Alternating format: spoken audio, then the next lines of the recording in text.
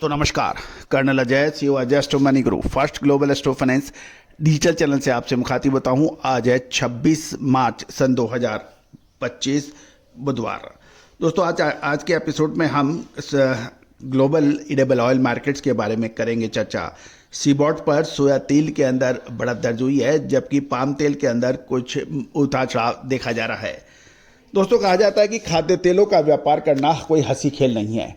सबसे ज़्यादा वॉलेटिलिटी वाला ये व्यापार है, क्योंकि भारत अपनी आवश्यकता का लगभग 2/3 भाग आयात करता है और ये इंडोनेशिया, मलेशिया, ब्राज़ील जैसे देशों से आयात होता है और इसका उतार चढ़ाव ग्लोबल मार्केट के ट्रेंड पर काफ़ी हद तक निर्भर करता है। जबकि भारत की दो प्रमुख ऑयल सीड्स की जो फसलें हैं वो सरसों व सोयाबीन है, जो कि रबी और खरीफ की है। रबी की प्रमुख फसल सरसों अब बाज़ारों के अंदर प्रचुर मात्रा में धीरे धीरे अवेलेबल हो रही है। अप्रैल का महीना खाद्य तेलों के लिए महत्वपूर्ण साबित होगा। दोस्तों याद रखिएगा, समय से पहले जो माल या निर्णय ले लेता है वो निश्चित रूप से फ़ायदे में रहता है, और समय निकलने के बाद लकीर पीटता है तो कोई फ़ायदा होता नहीं है। खाद्य तेलों के ऊपर अग्रिम विश्लेषण अनुमान देने वाला देश का सबसे सटीक चैनल है। दोस्तों, भारतीय अनुसंधान पद्धति और फंडामेंटल एनालिसिस का जब अद्भुत संगम होता है तो अद्भुत चमत्कारी रिजल्ट निकलते हैं, और यही वजह है आज चाहे Malaysia, Indonesia, Singapore, Pakistan, America, Brazil और अर्जेंटीना जैसे देश आज भारतीय अनुसंधान पद्धति को सराह रहे हैं। लगातार इस चैनल के माध्यम से पूरे देश विदेश में इसकी परचम फैलाया जा रहा है। दोस्तों, आप भी यदि खाद्य तेलों के व्यापारी हैं, मिलर्स हैं, हमारी अद्भुत अनुसंधान पद्धति का आप फ़ायदा उठा सकते हैं। हमारी रिसर्च के अंदर भागीदारी कर सकते हैं, साझेदारी कर सकते हैं। दोस्तों याद रखिएगा, कोई भी रिसर्च व अनुसंधान लंबे समय तक चलता है तो उसके लिए अपार जनशक्ति और वित्तीय संसाधनों की आवश्यकता होती है, और आप भी इसमें सहयोग कर सकते हैं। और यदि आप सहयोग करते हैं तो हमारी रिसर्च आपको उपलब्ध होती है, चाहे वो दलहन हो, तिलहन हो, मसाला हो, कपास हो, खाद्य तेल हो, इन सभी पर अपडेट आपको, विश्लेषण आपको मिलता है। इसके अतिरिक्त कच्चा तेल, सोना चांदी, मेटल्स और स्टील जैसी महत्वपूर्ण कमोडिटीज़ पर आपको अपडेट मिलते हैं। आज ही संपर्क करें। जानिए रिपोर्ट विस्तार से।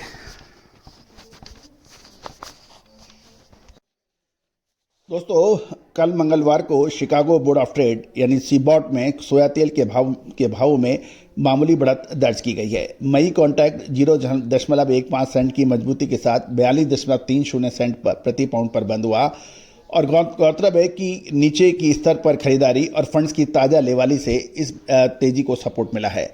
लेकिन यह भी ध्यान देने वाली बात यह है कि अमेरिका चीन के बीच के बढ़ते हुए ट्रेड वॉर और तनाव से अमेरिकन सोयाबीन की डिमांड कम होने और ब्राज़ील की रिकॉर्ड फसल होने की वजह से बाजार में अभी भी फंड्स और निवेशक सतर्कता बना रखी है।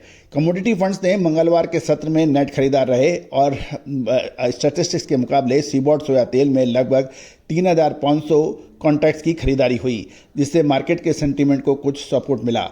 फंड्स की ये खरीदारी पिछले दिनों की बिकवाली से एकदम उलट हुई है, यानी पहले फंड्स लगातार बिकवाली कर रहे थे, अब उसके 180 डिग्री टर्न होकर 3,500 कॉन्ट्रैक्ट्स की खरीदारी की है। कच्चा तेल यानी क्रूड ऑयल मार्केट में 3 हफ्ते की ऊंचाई से कीमतें कल हल्की गिरावट के साथ बंद हुई। ये भी ध्यान देने वाली बात है कि रूस और यूक्रेन के युद्ध में आंशिक युद्ध विराम की संभावना से रूसी क्रूड की सप्लाई में सुधार होने की उम्मीद है, जिससे बाजारों में मंदी की धारणा बनी। इसका असर सभी जगह पड़ा। अमेरिका से कमज़ोर आर्थिक स्थिति के विशेष तौर पर मार्च महीने के कंज्यूमर कॉन्फिडेंस और नए घरों की बिक्री में गिरावट ने भी दबाव बढ़ाया। मई WTI क्रूड ऑयल $0.11 जो 0.16% मानी जाती है, गिरावट के साथ बंद हुआ, जबकि मई गैसोलीन के भाव मामूली $0.008 यानी परसेंटेज में देखें तो 0.22% बढ़ के बंद हुआ। अब हम मलेशियन ऑयल की भी बात कर लेते हैं। मलेशियन पाम ऑयल लगातार तीसरे सत्र गिरावट में देखी गई। जून में बेंचमार्क कॉन्ट्रैक्ट 58 रिंगिट यानी लगभग 1.35% कमजोर होकर 4247 रिंगिट प्रति टन पे बंद हुआ। ये 27 फरवरी सन 2025 के बाद सबसे निचला स्तर माना जा रहा है।